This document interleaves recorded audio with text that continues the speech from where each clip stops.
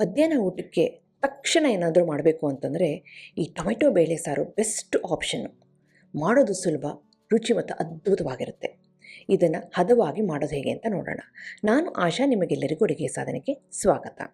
ಇಲ್ಲಿ ನಾನು 4 ಟೇಬಲ್ ಸ್ಪೂನಷ್ಟು ತೊಗರಿಬೇಳೆನ ಒಂದು ಪಾತ್ರೆಗೆ ತೊಳೆದುಬಿಟ್ಟು ಸೇರಿಸ್ಕೊಂಡಿದ್ದೀನಿ. 4 ಟೇಬಲ್ ಸ್ಪೂನಷ್ಟು ತೊಗರಿಬೇಳೆಗೆ 4 ಮೀಡಿಯಮ್ ಸೈಜ್ ಟೊಮೆಟೊ ಹಣ್ಣನ್ನು ಸೇರಿಸ್ತಾ ಇದ್ದೀನಿ.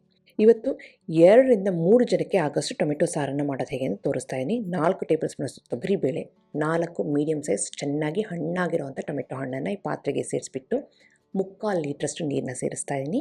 ಹಾಗೆಯೇ ಒಂದೇ 1 ಟೀ ಸ್ಪೂನಷ್ಟು ಎಣ್ಣೆ, ಜೊತೆಗೆ 1/4 ಟೀ ಸ್ಪೂನಷ್ಟು ಅರಿಶಿನ ಪುಡಿ, ಇಷ್ಟನ್ನು ಹಾಕಿ ಇದನ್ನು ಚೆನ್ನಾಗಿ ಬೇಯಿಸ್ಕೊಳ್ಳೋಣ. ಕುಕ್ಕರ್ನಲ್ಲಾದರೂ ಸೇಮೆ ಹಾಕಿಬಿಟ್ಟು ಒಂದು 2 ವಿಸಲ್ ಕೂಗಿಸಿದ್ರೆ ಕುಕ್ಕರ್ನಲ್ಲಿ ಪರ್ಫೆಕ್ಟಾಗಿ ಬೆಂದ್ಕೊಬಿಡುತ್ತೆ. ಈ ಟೊಮೆಟೊ ಬೇಳೆ ಬೇಯೋ ಹೊತ್ತಿಗೆ ನಾವು ಹುಣಸೆ ರಸದ ಮಿಶ್ರಣ ರೆಡಿ ಮಾಡ್ಕೊಳ್ಳೋಣ. ಇಲ್ಲಿ ಒಂದು ನೆಲ್ಲಿಕಾಯಿಗಾದಷ್ಟು ಹುಣಸೆ ಹಣ್ಣು ನೀರಿನಲ್ಲಿ ನೆನೆಸಿ ಅದನ್ನು ಹಿಂಡಿಬಿಟ್ಟು ರಸನ ಈ ಪಾತ್ರೆಗೆ ಸೇರಿಸ್ಕೊಂಡಿದ್ದೀನಿ. 1 ಟೇಬಲ್ ಸ್ಪೂನಷ್ಟು ಬೆಲ್ಲ ಸೇರಿಸಿದ್ದೀನಿ. ಹುಣಸೆ ಹಣ್ಣು, ಬೆಲ್ಲ, ಹಾಗೆಯೇ 1/4 ಟೀ ಸ್ಪೂನಷ್ಟು ಅರಿಶಿನ ಪುಡಿ, 1/4 ಟೀ ಸ್ಪೂನಷ್ಟು ಇಂಗಿನ ಪುಡಿ ಸೇರಿಸಿ ಇದಕ್ಕೆ 1 ಟೇಬಲ್ ಸ್ಪೂನಷ್ಟು 1ರಿಂದ 1.5 ಟೇಬಲ್ ಸ್ಪೂನಷ್ಟು ನೀವು ಸಾರಿನ ಪುಡಿನ ಸೇರಿಸ್ಬೋದು. ಸಾರಿನ ಪುಡಿ ಮಾಡೋದು ಹೇಗೆ ಅಂತ ನಾನು ಅಡುಗೆ ಸಾಧನದಲ್ಲಿ ಅಪ್ಲೋಡ್ ಮಾಡಿದ್ದೀನಿ. ಅದರ ಲಿಂಕ್ನ ಡಿಸ್ಕ್ರಿಪ್ಷನ್ ಬಾಕ್ಸ್ನಲ್ಲಿ ಹಾಕ್ತೀನಿ, ದಯವಿಟ್ಟು ನೋಡ್ಕೊಬನ್ನಿ. ತುಂಬಾ ಸುಲಭವಾಗಿ ಎಲ್ಲರೂ ಮಾಡುವಂಥ ರೆಸಿಪಿ ಅದು. ಈಗ ಸಾರಿನ ಪುಡಿ ಹಾಕಿದ ಮೇಲೆ ಇದಕ್ಕೆ ಸ್ವಲ್ಪ ನೀರನ್ನ ಸೇರಿಸ್ಬಿಟ್ಟು ಇದನ್ನು ಚೆನ್ನಾಗಿ ಕುದಿಯೋದಕ್ಕೆ ಬಿಡಬೇಕು. ಆ ಹುಣಸೆ ರಸದ ಹಸಿ ವಾಸನೆ ಹೋಗಬೇಕು, ಅಲ್ಲಿವರೆಗೆ ಕುದಿಬೇಕಾಗುತ್ತೆ. ಅದಕ್ಕೆ ಒಂದು 4ರಿಂದ 5 ನಿಮಿಷ ಬೇಕಾಗುತ್ತೆ. ಇವಾಗಲೇ ರುಚಿಗೆ ತಕ್ಕಷ್ಟು ಕಲ್ಲುಪ್ಪನ್ನು ಸೇರಿಸಿ ಹಾಗೆಯೇ ಸ್ವಲ್ಪ ಕರಿಬೇವಿನ ಎಲೆಯನ್ನು ಸೇರಿಸ್ತಾ ಇದ್ದೀನಿ. ಕರಿಬೇವಿನ ಎಲೆ ಹಾಕಿ ಕುದಿಸಿದ್ರೆ ಫ್ಲೇವರು ಚೆನ್ನಾಗಿ ಬರುತ್ತೆ ಅಂತ. ಈಗ ಇದು ಕುದಿತಿರಲಿ. ಈ ಸೈಡಿನಲ್ಲಿ ನಾವು ಇಟ್ಟಂತಹ ಬೇಳೆ ಟೊಮೆಟೊ ಹಣ್ಣು ಚೆನ್ನಾಗಿ ಬೆಂದಿದೆ. ಟೊಮೆಟೊ ಹಣ್ಣು ಸೂಪರಾಗಿ ಬೆಂದಿದೆ, ಬೇಳೆನೂ ಸಹ ಚೆನ್ನಾಗಿ ಬೆಂದು ಸಾಫ್ಟ್ ಆಗಿದೆ. ಈಗ ಟೊಮೆಟೊ ಹಣ್ಣನ್ನು ಮಾತ್ರ ಸಪ್ರೇಟ್ ಮಾಡ್ತಾ ಇದ್ದೀನಿ. ಬೆಂದಿರೋ ಅಂಥ ಟೊಮೆಟೊ ಹಣ್ಣು 4 ಟೊಮೆಟೊ ಹಣ್ಣನ್ನು ಸಪ್ರೇಟ್ ಮಾಡಿಬಿಟ್ಟು ನೆಕ್ಸ್ಟ್ ನಾವು ಏನು ಮಾಡಬೇಕಾಗುತ್ತೆ, ಅದು ಸಿಪ್ಪೆನ ತೆಗಿಬೇಕಾಗುತ್ತೆ.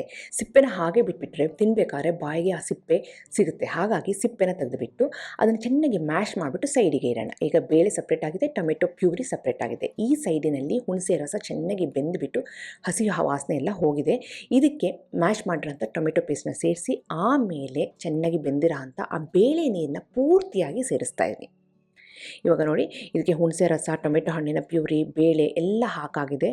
ಇದಕ್ಕೆ ಸಾರಿನ ಪುಡಿನೂ ಎಲ್ಲ ಸೇರಿಸಾಗಿದೆ, ಉಪ್ಪು ಸಹ ಸೇರಿಸಾಗಿದೆ, ಬೆಲ್ಲ ಎಲ್ಲ ಸೇರಿಸಾಗಿದೆ. ಈಗ ಚೆನ್ನಾಗಿ ಇದು ಕುದಿಲಿ. ಒಂದು 5ರಿಂದ 6 ನಿಮಿಷ ಕುದಿಲಿ. ಕುದ್ದು ಮೇಲೆ ನೊರೆ ಬರಬೇಕು, ಅಲ್ಲಿವರೆಗೆ ಇದನ್ನು ನಾವು ಕುದಿಸ್ಬೇಕಾಗುತ್ತೆ.